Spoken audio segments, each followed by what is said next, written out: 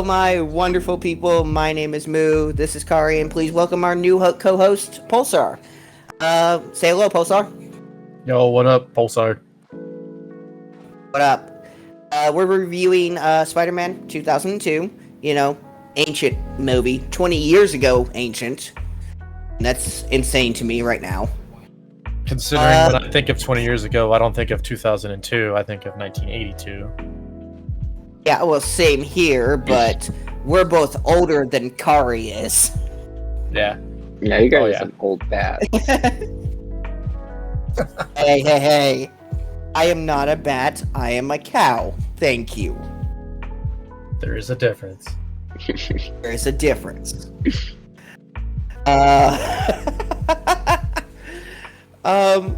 Okay, so first impressions of Spider-Man 2002. You know what, Pulsar? Let's let you take it from the top. All right. Spider-Man 2, being a big webhead myself, I did really enjoy it the first time I saw it, especially in the theaters, because, you get that awesome surround sound to it. Thought the sets were great, costumes were great, music was fantastic. All around, I just really enjoyed it 20 years ago, and even to this day, I still enjoy watching the original Spider-Man. I'll agree with that. I love the original Spider-Man. I mean, I saw it when I was 22, almost 23. I remember the posters of it had Spider-Man in the corner. It had the Twin Towers, his eyes, and I remember the Twin Towers trailer as well. And that stuff was cut after the towers fell, which is really a crying shame. Oh yeah, I feel like they should have left it in. Yeah, I think they should have left it in, like they left it in with the Mario Brothers movie, but we're not going to talk about that. So yes, we will.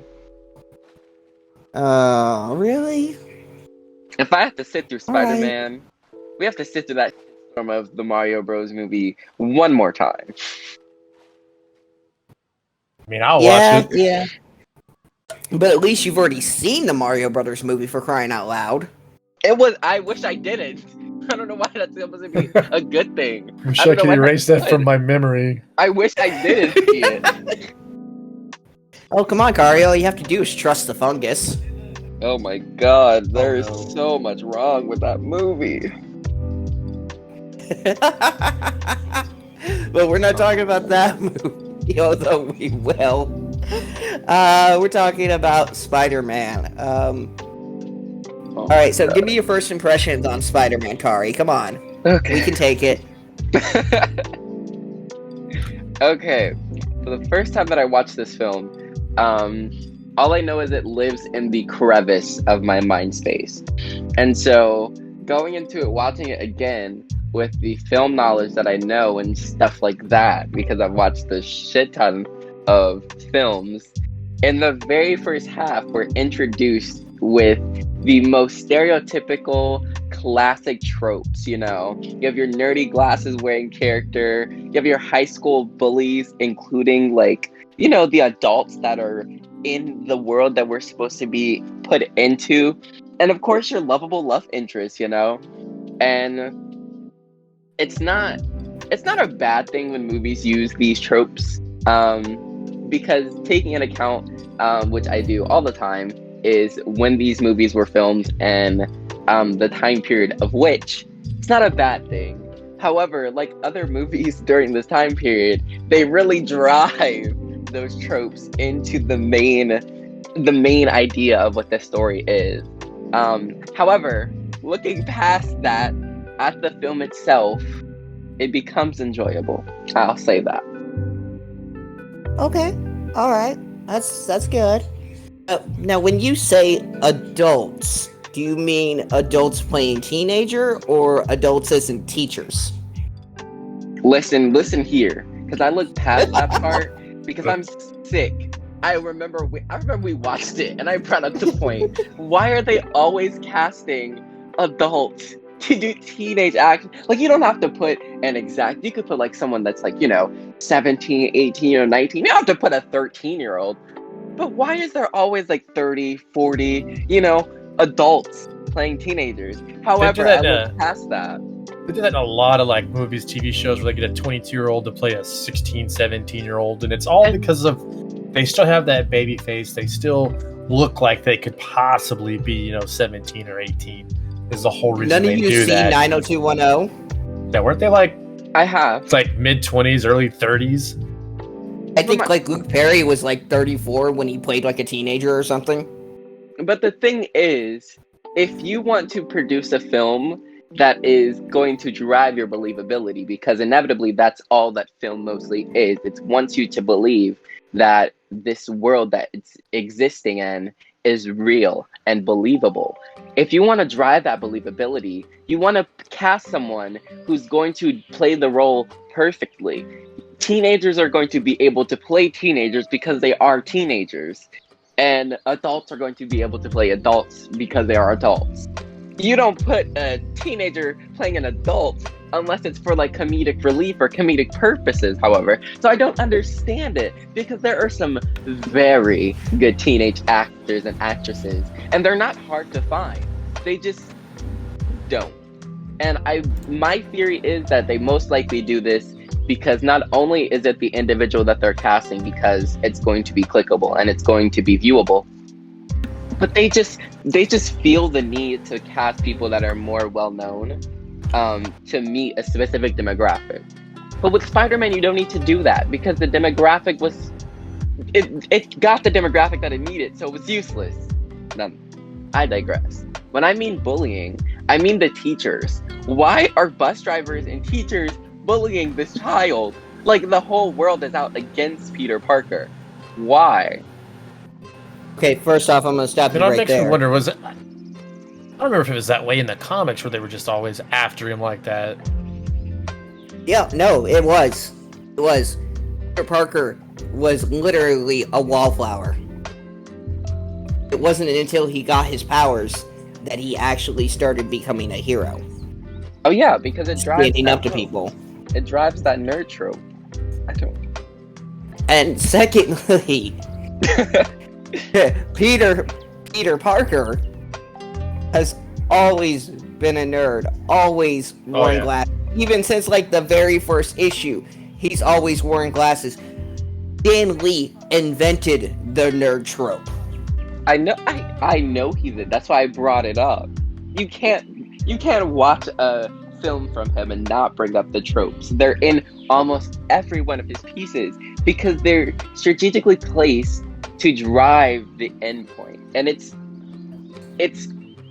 done meticulously, but it's also like, oh, why? Do something else. But it works. It works, and he continues to do it. So that's why I say it's enjoyable. I'm gonna have to disagree with you. I'm sorry, but the believability in this movie, it's not there, bro. It's just not. I mean, if you look at the Green Goblin costume. I mean, what kind of Power Ranger bullshit is that? Let's not hate on the Power Rangers because they're a whole mood. Let's not hate on the Power Rangers now. We're still gonna watch Power Rangers. We're gonna watch the first one. We're gonna watch Turbo. God forbid, save my soul. And we're gonna watch that's the one I've never seen. reboots. Never seen never Turbo. Oh my god. No. Oh, no. I No, still you're not own ready. the original. I still own the original Power Rangers movie on VHS. Rip. Yeah, so do I. I have that on VHS, I have that on my computer, and I have that on DVD. The only thing I don't have is a Blu-ray. Not yet. Okay, so yeah. Talking believability with Spider-Man. I'm sorry, but it's not there. I can't buy that Kirsten Dunst is Mary Jane. It made her a redhead, and her personality is what? Nice? Yeah. On that, And that was actually the one thing Kirsten Dunst was afraid of when she did this movie. She was worried if the fans would believe that she was actually MJ. and the fans did not. No, they did not. I like Mary Jane as a character in the comics. She has heart, she has soul, she's fun to be around. Go get 'em, Tiger. She doesn't say that in this movie at all. I don't think she says it. She does. She says it one time. You sure you're not thinking of Spider-Man 3? I'm thinking of Spider-Man, the first one. It was whenever he meets her. He meets her on the street, and she was going to dinner with Harry, and Peter starts walking away, and she was like, "See you later, Tiger." Okay, she did call him Tiger, but that was it. That's the only time she says it. Like, Mary Jane is supposed to be fun and energetic and a fiery freaking redhead, and look good in pretty much anything. Yeah. Even that stupid yellow V or yellow U-neck with the fucking denim. Get Spider-Man the animated series. Oh yeah, I forgot about that.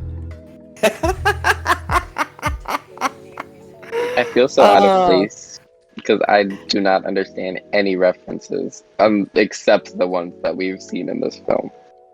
Oh, you need to watch Spider-Man the animated series. Fun fact that because it's not homework, but it's fun to do. It's something to take your mind off things. There's other things for me to do, like read comics that aren't Spider-Man. Like, I'm not saying I hate Spider-Man. I love his character dynamic and whatever, but I just don't want to watch it. I don't know. I don't enjoy it as much as I'd like to. I'll say that. I like it, but I just don't buckle up, Princess, because you're gonna watch Spider-Man 2 today. I know. Yippee-ki-yay. Yippee-ki-yay, best one in the series, and then we get to 3 and things go downhill. I got a nice rant for 3, but we'll save that for 3. Alright, so believability for me, not there. Pulsar, what about you?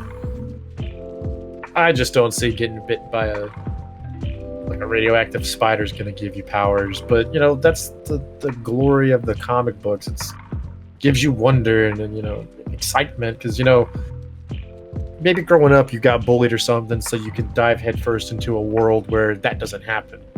So yeah, believability is not there, but it's fun. That's about it. Alright, what about creative design, guys? I didn't say the believability was there, however. Anyways, creative design. Go ahead. What do you guys think of it? Well, which part of the creative design are we wanting to talk about? Let's start with our set design. Start with the set design. I mean, I really enjoyed the balloons, especially when the Green Goblin was, going through them, and he bounced off of one. That's highly believable, I guess, if you could get on top of one. Boingy, boingy, boingy, boingy. It just depends, when he threw the bomb, and when he threw the bomb it was under the balcony, but I couldn't tell if he threw it in the window or if he just threw it at the wall. Because if you threw it in the window, it makes sense that everything exploded. But if you threw it at the wall, and it just bounced off. Yeah, it bounced off and explode underneath it. So, I mean, yeah, it would still cause damage, just not the damage intended. And oh god, okay, so I like the sets in this movie. I like the fair, even though the balloon going backwards while falling on the kid kind of bothers me. Or the kid was just staring at it like, what? Come on. Yeah, no. Come on, dude. No, the kid was just there, and he's like, I'm gonna get crushed. I hope someone saves me. And then, when the balloon is falling, the shot goes in reverse. The balloon is going back up, and then the shot continues on as normal. That bothers the living hell out of me. Burning building set, man. I'm sorry. That's so cliche. It is, yeah, big time. It is super cliche. But You know what? I really kind of like it. I don't appreciate the burning building in Spider-Man 2. I mean, but we'll get to that. I probably would like. I think the one that I like the most for the Spider-Man for the set wise was at the end when he's fighting the Green Goblin. In that, I don't want to call it a cemetery, but it was like a dilapidated building. It was all broken around him and stuff. I thought that was a very well executed set right there. That was a cool set. I will agree with you on that. I really like that set. Cari, what do you think of the sets in this movie? I'm so glad you asked. For me, in my opinion, the set design looks absolutely amazing. From the texture to the realistic settings, to the strategically placed Easter eggs, I feel like Neil Spisak went ahead and put his whole foot in the production because he did an amazing job. And I feel like it brings, to an extent, the poor believability tropes. The creative design itself is one of the main reasons that I find that, to an extent, it's believable, because the science not doing it for me. It made me upset. But yeah, the set design looks absolutely amazing. Like, you can tell that there was time and dedication put into it, and I feel like it was just eye candy for the camera. It was pretty on par. Okay, all right.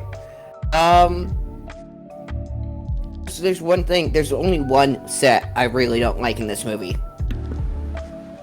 Just one. And that's the upside down kiss scene. Oh yeah, the iconic scene at that. Yeah, the iconic scene. It's raining, it's wet, it's dark, there's no color. There's nothing to look at except for Spider-Man and Mary Jane in a wet t-shirt contest. That was the whole point, was to have her in a wet t-shirt. You know, bras exist, right, MJ? I understand what they were going for with the whole color contrast from the dark background, bringing our characters into the foreground. However, for a scene like that, it didn't do what they were hoping for it to do, unfortunately. Yeah. Okay, what about the costumes of this movie? Okay. I like the Spider-Man costume. I do. Oh, yeah. I think it's classic. It's iconic. Raised webs on it. It's very cool. It's very sleek. I don't buy the fact that Peter Parker came up with it on his own. First of all, after the very first design that we see in the very first half that he designed himself, and you're telling me that on comparison, the other one that he has close to the very end of the movie were designed by the same person? Unbelievable. You can't lie to me like that. I don't like the fact. I wish it was less spandexy. But it is a cool suit. Mary Jane's wardrobe choice, however, yeah.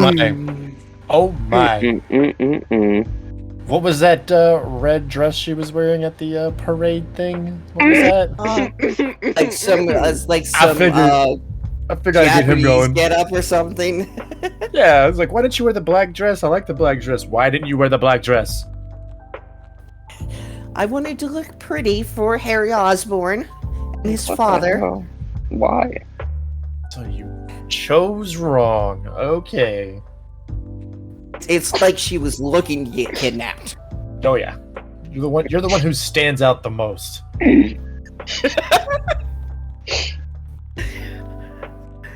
Seemed like that was her job in this movie, was to get kidnapped and run after and, scream. Freaking say tiger once. Are we describing Spider-Man or the Mary Super Mario Jane movie? We're talking about Mary Jane Watson. OMG. The Nightwalkers come after her. I thought you guys were describing Princess Peach. You know, oddly enough, Mary Jane and Princess Peach could swap places and nobody would fucking notice. Would know. No one would know if what you guys are saying is true, because I have not dipped my toe in a lot of the Spider-Man comics. Like, I read one page and I was like, yeah, not for me.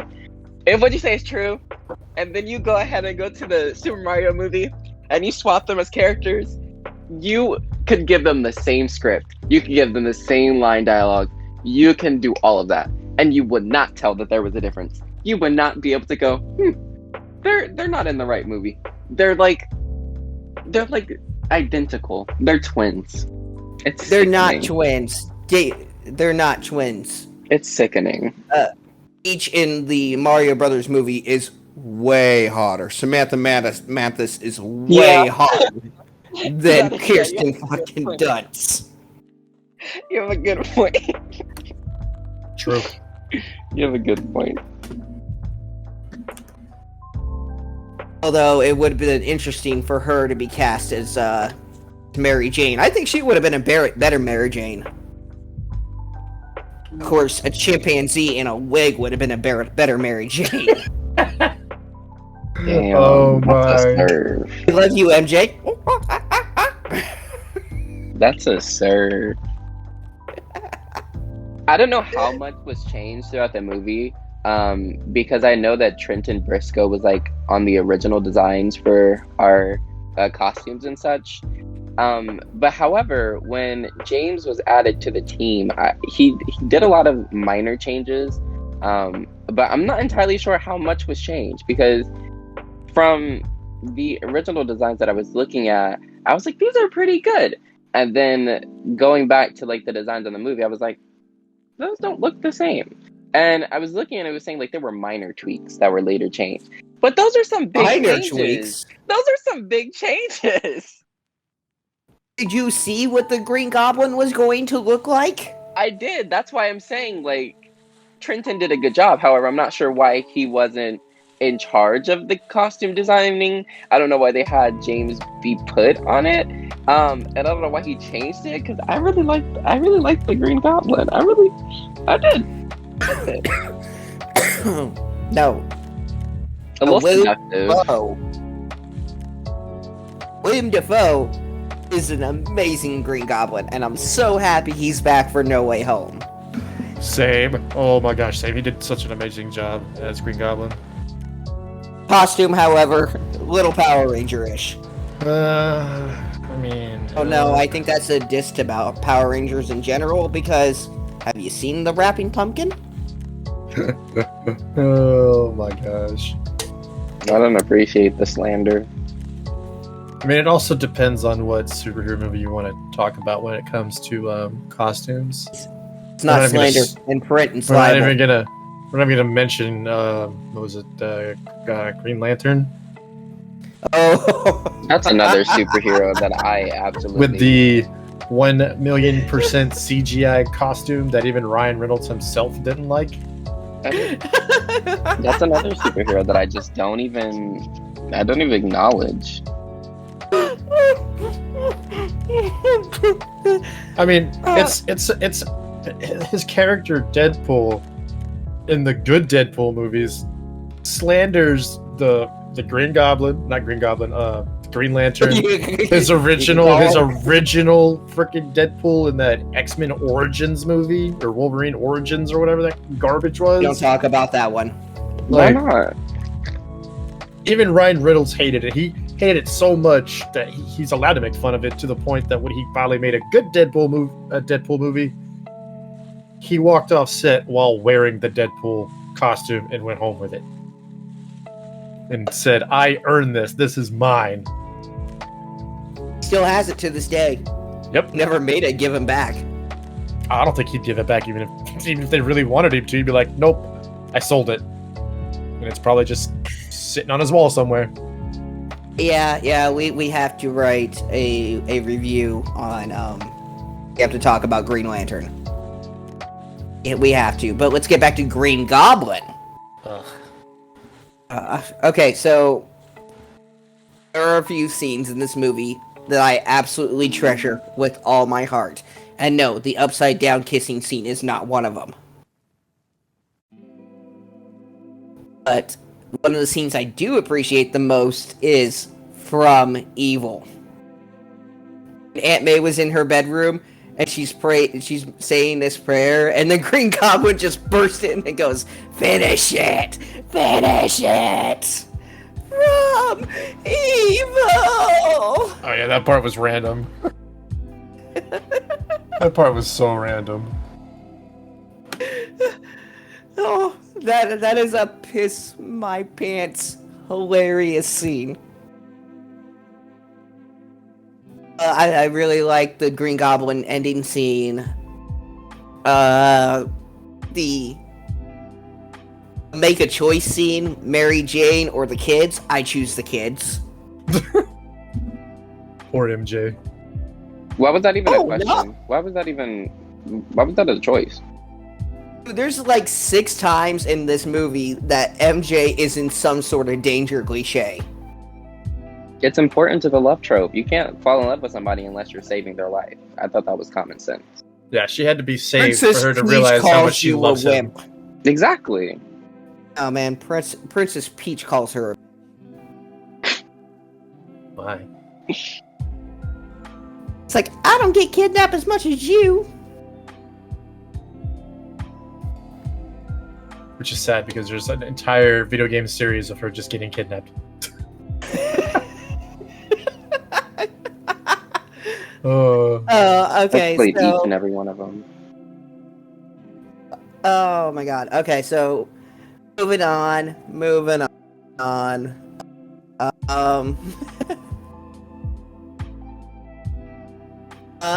Let's talk about the characters. What did you think of the characters, the actors playing them? What did you think of Tobey Maguire as Spider-Man? Is he a good Peter Parker, or is he a better Spider-Man?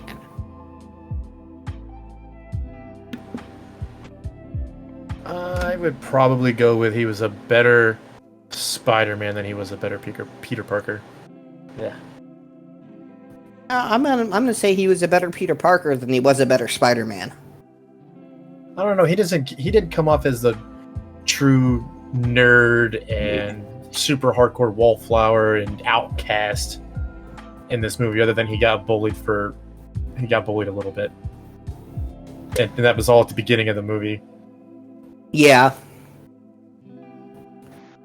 All right. What about you, Cari?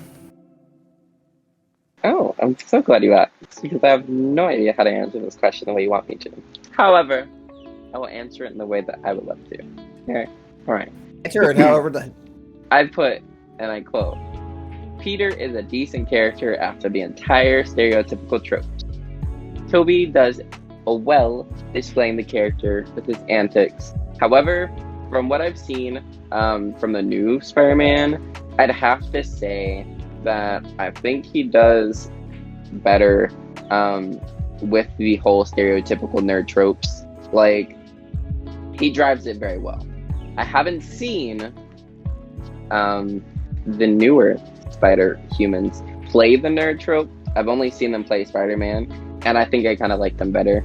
But that's coming from someone who does not entertain the Spider-Man franchise, so I could sound completely stupid. However, I like him as an actor. Like, if the goal was to be as cringy as possible, using the stereotypical tropes in the best way possible, because I don't blame the actors when it comes to how they play these characters, especially with the material that they have playing the tropes. But he does it pretty well in comparison to other films that I've seen, because I've seen some of these tropes be played so poorly. Like, just slap some glasses on a very confident character and they're supposed to be the nerd. But yeah, he does pretty well. Okay. All right. What about MJ? Mary Jane Watson herself. Okay, first off, MJ should have been played by anybody else. I don't care. You could put Tom Holland in the role and it would still be a better character. I've already said my piece about Mary Jane, but Pulsar, Yes. tell me your thoughts on Mary Jane Watson. Just her character in the film, or how she was portrayed, or Go nuts. because I Whatever your mean, thoughts are. she was not what I expected from growing up on the animated series, reading the comics. It was a little lackluster. I feel like they could have done a whole lot better. I feel like Kirsten Dunst could have done more research, actually read a comic, actually watched the animated series, done something to get a better grasp on how to be MJ. Instead of dyeing her hair red. It looks like she dyed her hair red, she read the script, and that was it. It just did not feel MJ's authentic? true potential coming out in this film. I'll agree with you on that. Cari, MJ. Yeah, I said the same thing. Like, I love her as an actress. However, the stereotypical tropes for her are simply just like drawn out. Like, I understand the screaming, which was like the biggest thing for me watching this. Like, she's just screaming all the time.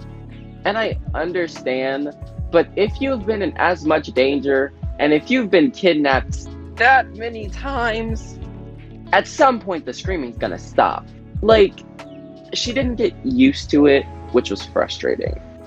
But Kirsten just didn't do it for me. Like, I didn't see her being a depictable love interest. It felt very forced, and it felt like acting. It didn't feel natural chemistry. I felt like she would have a better love connection with the Green Goblin, with like the Stockholm Syndrome, than with Toby as Peter. So, love her as an actress, however, not as the character. All right, that's fair. What about Rosemary Harris as Aunt May? I thought she did great. Yeah, me too. I really love Rosemary Harris. Even she's still alive, by the way. She's still alive. She's like 96. Oh, goodness. I honestly wonder if they'll bring her back for Spider-Man No Way Home. Like, you do your best now, Peter. That's it. And just have the fans go nuts. Just give her a cameo. Yeah, just give her a cameo. I mean, she can't do the stunts anymore that she did in Spider-Man 2.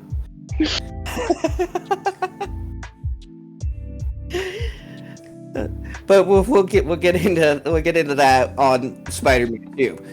But Rosemary Harris, though, fantastic actress. Can act the shit out of a scene.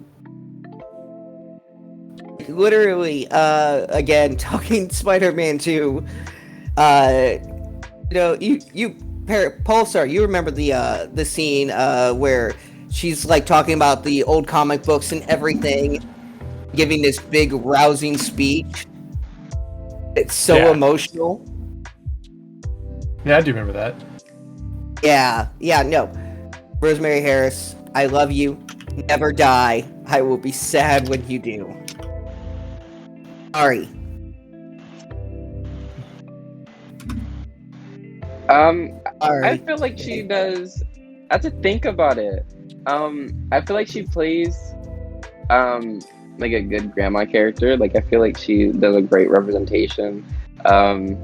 She did put her again. I don't know what's up with the cast and the production team, but she put her foot in this role. I felt like she was like, if you won't give me the material, I'll give it to myself. And she delivered. And her line delivery feels authentic. The way her interactions are with our characters it brings you into the world that they're convincing us exists. And I feel like she's one of the few who did that for me. Yeah. I want to help her. That's what I want. Yeah, don't we all? Wouldn't that just make everyone's day if they can just get a hug from Rosemary Harris?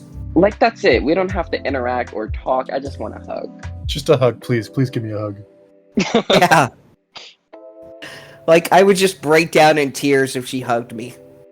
Like, dream come true. You might wish for well. I just wish for a hug.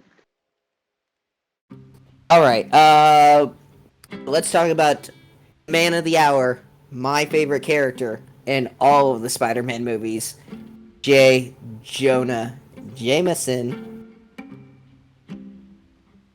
I love J. Jonah. What I want to know is, why did Stan Lee do that? What? The names J. Jonah Jameson, JJJ, and then you've got J. Jonah Jameson Jr. Just the alliteration. Okay, wasn't that the astronaut? That was his son. He was Son, the astronaut. Oh, okay, yeah, Spider-Man 3. Again. Wait, what? No, he was in... Was he in 2? I think he was in 2.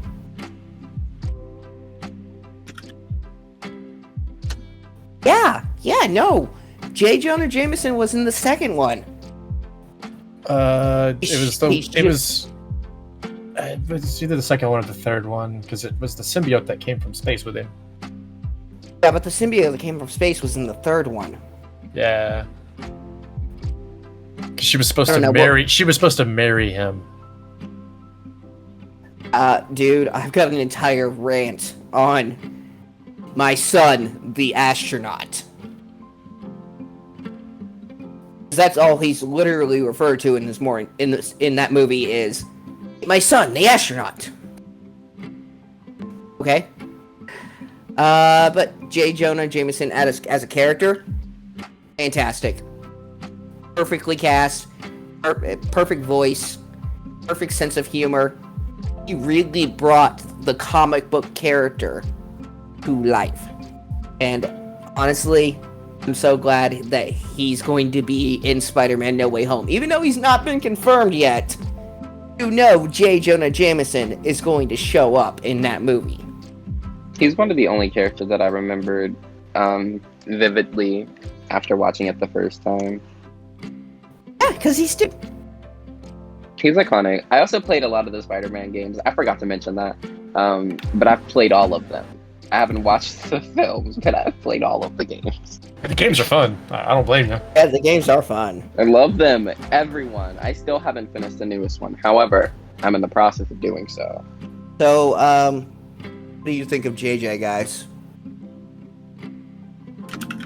He's memorable. Like, watch the movie once, sit on it for a couple years, and list off some of the character that you remember, and he's bound to be in your list. And it's not even because he has such an important role or anything like that, yet it's his delivery, it's the way he speaks to Peter, it's the way he runs his business. It's just memorable. It's amazing, immaculacy. Like, it's beyond what most of the other characters have been portrayed as.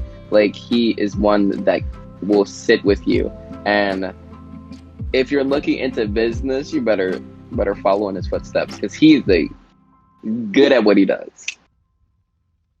All right. What about you, Pulsar? I mean, he pretty much covered all of it with that explanation. It really did. It's not that I can really add to it. All right. Let's move on to our final character. Let's talk about Norman Osborn. I don't even want to talk about Harry because he's freaking useless in this movie. He's the one character that I absolutely despise, and especially at the end of the movie, he is one of the reasons why I was so upset with the film and of itself. Like, his character alone just peed me off to a T that I cannot fathom. Like, just like, why? Oh my goodness. Okay, Anyways, let's move on. Yeah, I'm gonna let you know. I'm gonna talk about Harry Osborn in this one. I'm gonna let you know right now, Cari. that you will end up hating Harry by the end of Spider-Man 3. I already yeah. do. It's already there. He doesn't need to watch all of them to know. If I can hate him more, then sure. But I absolutely hate him as a character already.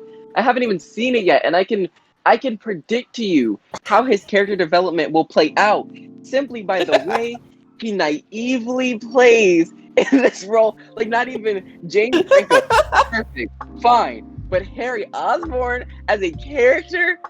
Oh my god, it just burns me to the utmost core. Like, his character is just I don't want to talk about it. Because if I talk about it anymore, I feel like my head's gonna explode. Like, I'm furious at his character. Oh my goodness. Moving on. Do you know that he auditioned for the role of Peter Parker, right? James Franco almost played Peter Parker. I feel like I might not hate him if he played Peter, but him playing Harry Osborn is going to be the reason that I don't like James Franco. Like, his character, he did so well at making us hate him that I hate him as an actor. Like, that kind of acting is one of the top tier for me, because I can name off a handful of actors that play the role well, that it makes you hate them as an actor, and you'll identify them in other movies and be like, I hate you only because you played in this movie. And I feel like that's how it's gonna be with me and James Franco. I don't like him as a person either. Now that I'm thinking about it, of all the things that he's done, I just don't like him. I hate him. Wow. Yeah, I don't think Harry Osborn is going to show up in No Way Home, even though I said that he probably would in the trailer predictions. You did. I don't think he's showing up at all.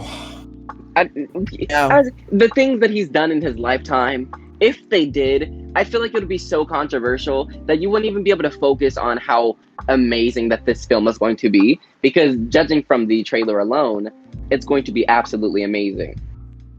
Agreed. I definitely agreed, but we got so off topic. Norman Osborn, though. Super off topic. Yeah, super off topic. Okay, so what did you guys think of Norman Osborn? William Dafoe. It's William Dafoe. Of course it was awesome. Oh my goodness. His face upsets me.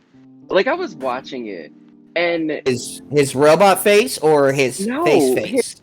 His face. Well, both, but both of them. But his face, like, his bone structure is so unique and identifiable that I was just watching and I was like, this is upsetting me. Like, it's unsettling. It's like on the cusp of, and he did so well, but I could not get past the fact that his face is just upsetting me. But I liked William Dafoe. You did really well. It's just your face. Sorry, bro. It's just your face. Like, I like you. It's just, it's hard for me to look at you. Not in a bad way. It's just unique. Things not to say in a relationship. Yeah, don't. I like you, but your face just doesn't do it for me. That's the quickest way to get out of a relationship and divorced. And possibly lightly stabbed. Lightly? Oh, I'm going to mutilate you. You are going to be mutilated. I will be on the news. Ooh. Okay, so I really like the way William Dafoe played Norman Osborn. I really do. I hate the costume. I love the character. Like, what made them change it from the original? That's my only question. Like, what? Like, isn't there a saying, like, don't break it if it's not, don't fix it if it's not broken? Why'd you change it? There was nothing wrong with it. Like, it looked nice. But what was the goal of that they were trying to get to for them to go, this not it, let's try it again? I have no idea. It's sickening. So what about you, Pulsar? What do you think of Norman Osborn? I loved him. I thought he did a fantastic job as Norman Osborn. Yeah, He's a great character. I mean, I agree. The costume was just Dumb. just dog water. At dog what, water. What goblin did they reference? That's my question. They referenced the problem in the costuming department section of the comic books. That's disgusting. Yeah, I have no idea why they went with such a Yeah, Power 'cause, Rangers-y feel I mean, for like, that costume. in the comics, he wasn't really wearing a mask, but it would be really hard to recreate that face. I think back then, it would have been hard to recreate the way the Green Goblin looked in the comics. Now, I think it would just be really easy. Oh, now they could just do it with CGI, blip. I mean, not even that. They've got all kinds of great latex and stuff where they could Prosthetics actually are amazing. make an amazing mask for him where it's not CGI. Well, the original mask that they were going with, yeah, that looked pretty freaky. The mouth moved and everything. I feel like if a lot of the adaptations from like comics and such, if they got people who created these stories, like if you got someone who worked on these originals and you had them give your input on these stories, I feel like it'd be a lot different. However, I feel like they took their creative liberties too far with the new adaptation for it. Because the older one was, I don't understand. Why did they change it? The older one was fine. It was like a Because last Hollywood. decision. Like, you know how you're getting ready, and then you go, like, you're getting ready, and it's time to leave 5 minutes ago. I feel like that's what happened. Like, they were like, "Ooh, we better come up with something real quick because this isn't working." Like, why? It felt last minute. Because Hollywood. It probably was last minute. This whole movie feels last minute. Spider-Man, last minute. Coming soon to a theater near you.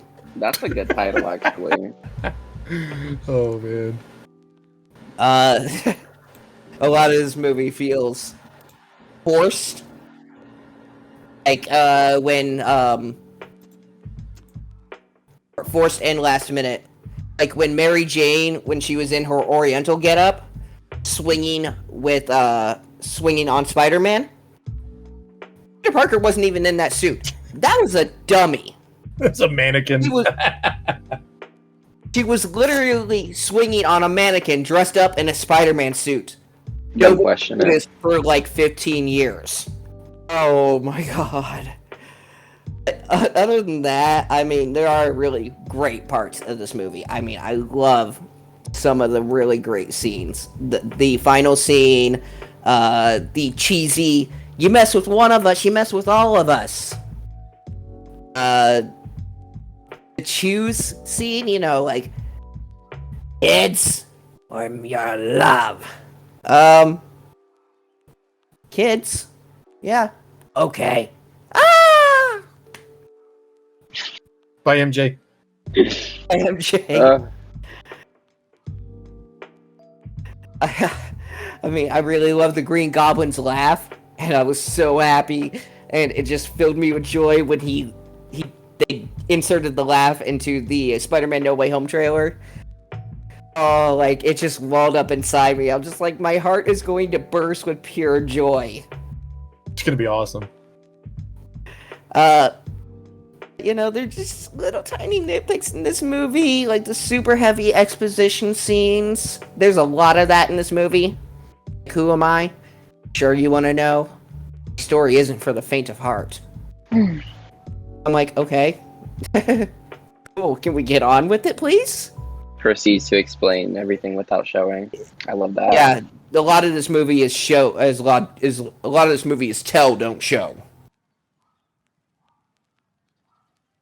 But because of those little inconsistencies, I'm gonna have to give this movie 7.5. 7.5 popcorn kernels out of 10. Feel that. Okay, I can see that. Hey, you guys. I'd probably do 7.5 because I would really want to give it an 8, but a 7 sounds just so good. So I'd give it a 7.5 out of 10. I feel that. Okay. What about you, Cari? The one character that saved this movie for me was Octavia Spencer. And when I tell you, every time I see my homegirl in one of these movies, I just, I feel the pit of my whole being light up inside of me. Like, I just love her and everything she plays. It gives me the serotonin that I need, and because of that, and that fact only. No, I'm joking.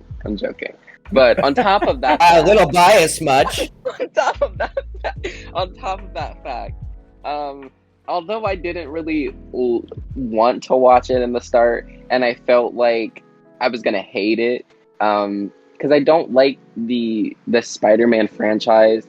However, as I'm watching it and I'm getting indulged into everything, I'm gonna give this movie a 7 out of 10, Okay.